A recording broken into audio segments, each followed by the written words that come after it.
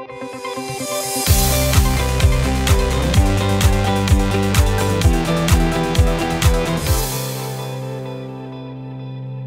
frères et sœurs, je voudrais vous parler du livre de Josué, dont nous avons entendu un extrait dans la première lecture. Qui d'entre vous n'a jamais entendu parler du livre de Josué? Qui d'entre vous a déjà lu le livre de Josué? Parmi ceux qui ont lu le livre de Josué, est-ce que vous avez aimé le livre de Josué? Probablement pas. Et vous savez pourquoi? Parce que ce livre, en tout cas de l'extérieur, quand on n'a pas vraiment lu, ou quand on l'a lu à la surface, nous semble être rempli de violence. Le livre de Josué, pour nous, c'est souvent la quintessence de la violence dans la Bible. Vous voyez, Dieu demande à son peuple de prendre par la violence la terre sainte. Moïse est mort, c'était la fin du Deutéronome. On passe au livre suivant qui est celui de Josué. Josué succède à Moïse.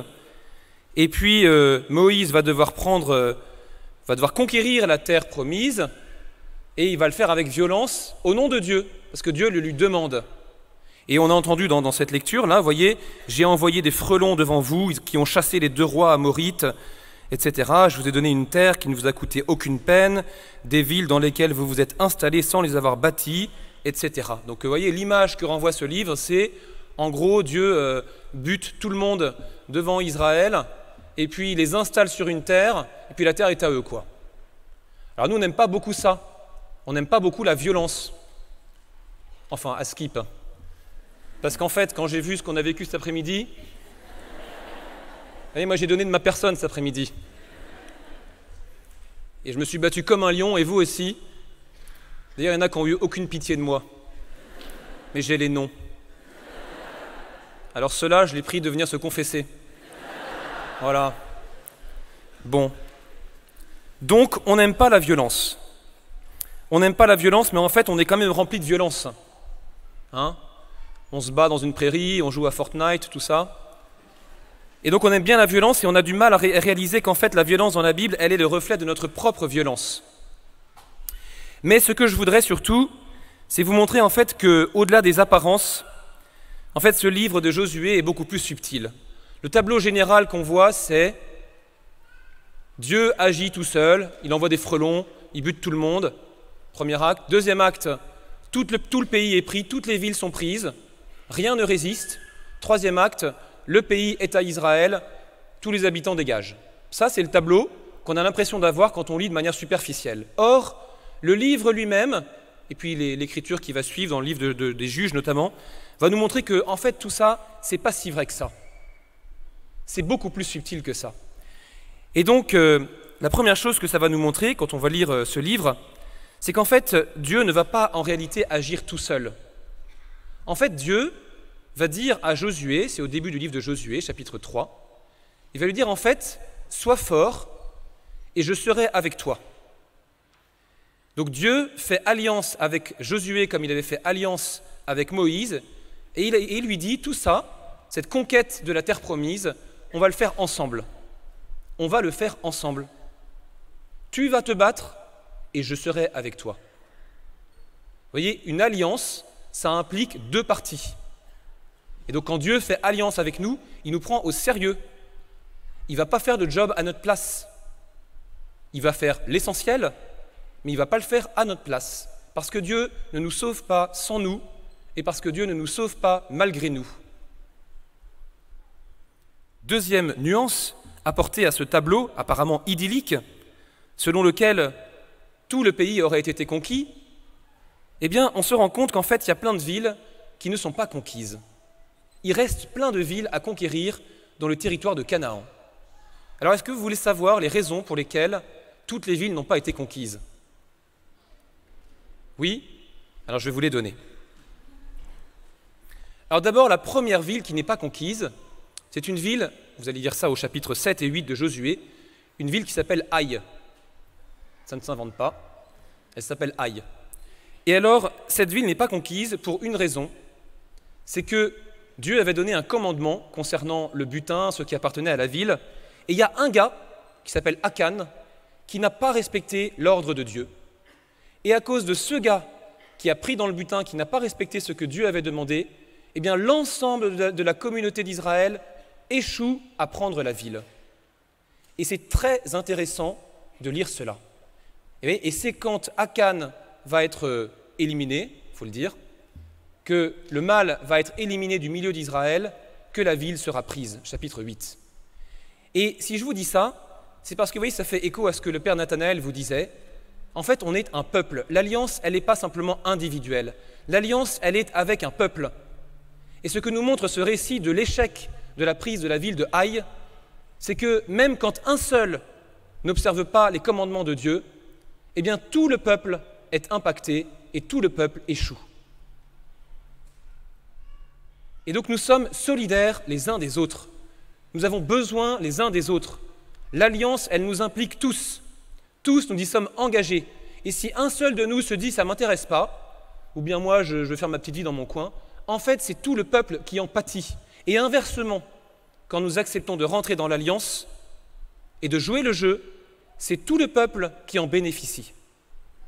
La deuxième raison pour laquelle des villes n'ont pas été prises, eh bien c'est lié en fait à l'expérience de Akan, c'est que, vous voyez, c'est au début du livre des Juges, chapitre 2, fin du chapitre 2, Dieu dit aux juges justement, le livre des Juges dit, la raison pour laquelle toutes les villes ne sont pas tombées, c'est que c'est pour mettre le peuple à l'épreuve, pour voir si oui ou non, il serait fidèle à l'alliance et observerait les commandements. Autrement dit, ces villes sont laissées comme un lieu de combat. Et de la même manière, je crois que Dieu permet bien souvent que dans nos vies subsistent des choses des citadelles qui ne tombent pas aussi vite que l'on voudrait, pour que nous puissions mettre notre fidélité à l'épreuve. Vas-tu, oui ou non, observer mes commandements? Et la troisième raison pour laquelle des villes ne sont pas prises, il en reste encore beaucoup à prendre. Cette troisième raison nous est donnée par le début du 3e chapitre du livre des Juges, qui est donc le livre juste après, et qui nous dit « C'était pour apprendre l'art de la guerre à ceux qui n'avaient pas fait la guerre. » Donc pour entraîner le peuple à la guerre, Dieu laisse subsister des villes en Canaan. Très intéressant. Ça veut dire que Dieu veut nous exercer au combat spirituel.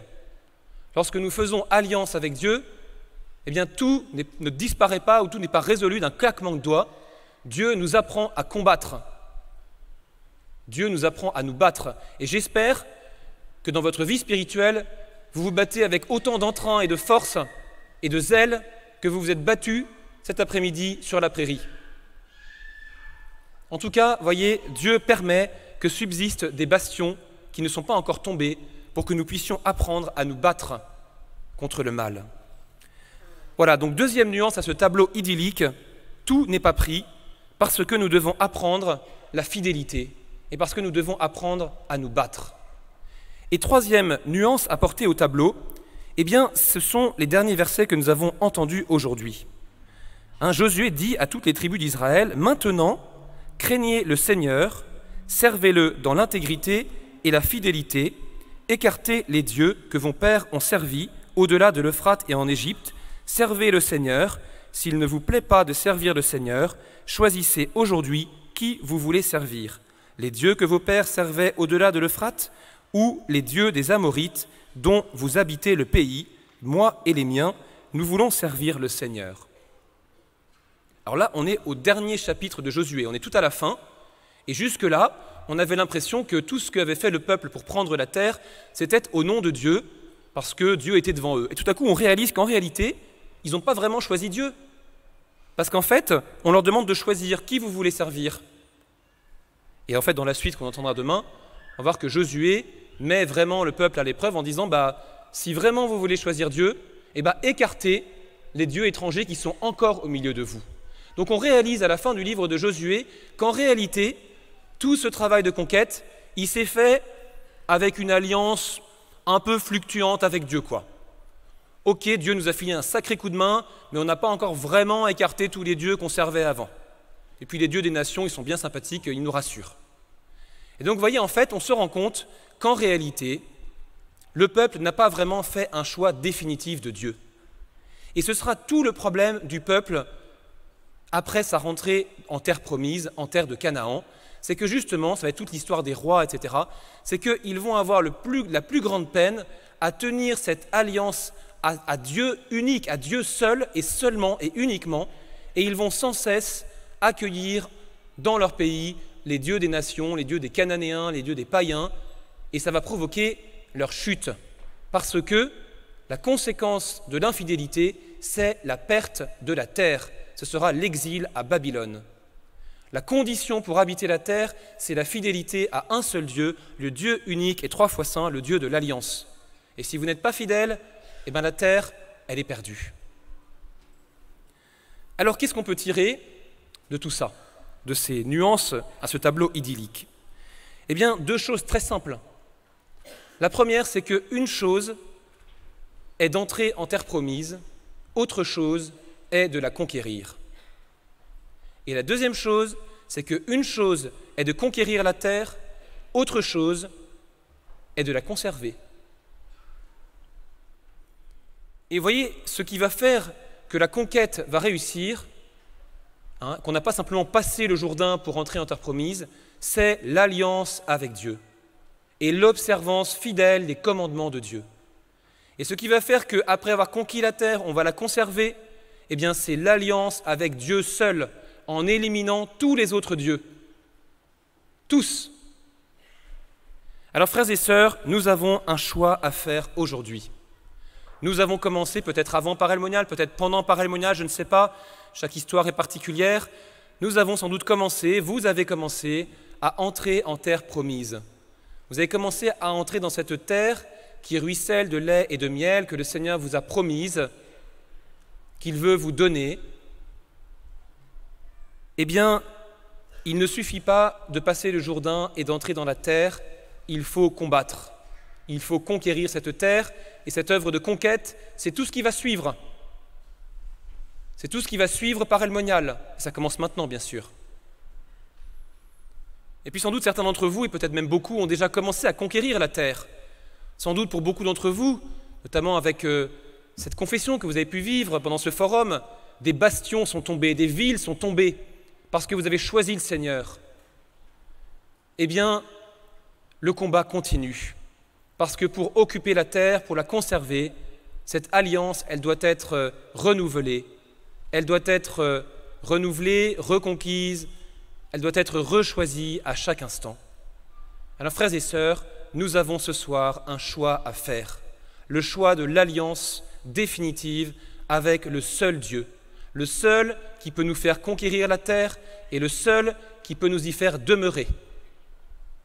Alors je ne vais pas redire tout ce qui a été dit aujourd'hui sur la question de l'alliance. Je voudrais simplement conclure en vous disant que, en reprenant un petit peu quand même quelques éléments, vous voyez, cette alliance, elle implique un peuple.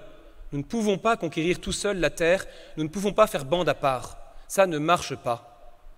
Et ce que nous décidons de vivre ce soir, cela implique et impacte toute la communauté que nous formons, tout le peuple que nous formons.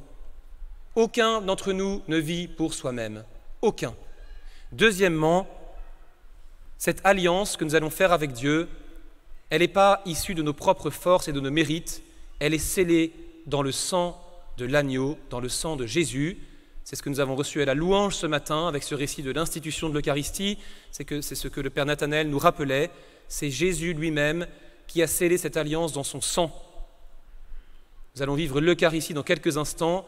Frères et sœurs, je vous invite à ouvrir tout grand vos oreilles pour entendre le Christ dire « Ceci est mon sang, le sang de l'alliance nouvelle et éternelle, qui sera versé pour vous et pour la multitude. » C'est avec la grâce de Dieu, avec sa force, que nous allons conquérir ce pays et le conserver. Ce qui veut dire que je vous invite à choisir aujourd'hui, en choisissant l'alliance, la fidélité à l'Eucharistie, la fréquence dans la participation à l'Eucharistie pour renouveler le plus souvent possible cette alliance que Dieu a scellée dans son sang. Et puis je vous invite enfin, voyez, vous allez faire des choix entre maintenant et la fin de la session. Je suis convaincu que les gros blocs, ils se placent, les gros blocs dans l'emploi du temps, les choix à faire, les décisions à prendre pour l'année, elles se prennent ici, et en tout cas avant de reprendre ces activités de l'année, sinon c'est trop tard. Alors le Père Nathanaël vous parlait de démarche, ça peut être d'enlever ses sandales, j'ai gardé les miennes, peut-être que je vais les enlever, pour jouer le jeu. Voilà, une marque qui va me rappeler qu'aujourd'hui, j'ai voulu me réengager dans l'alliance avec le Seigneur. Et je vous invite à vous engager à une petite démarche concrète, aujourd'hui ou avant la fin du forum, et à faire des choix d'alliance qui vous engagent sur l'observance des commandements du Seigneur, la droiture et la vérité, et que cela soit marqué par une décision concrète. Frères et sœurs, choisissons aujourd'hui l'alliance avec le Dieu unique, éliminons tous les dieux que nous avons servis jusqu'à présent. Amen.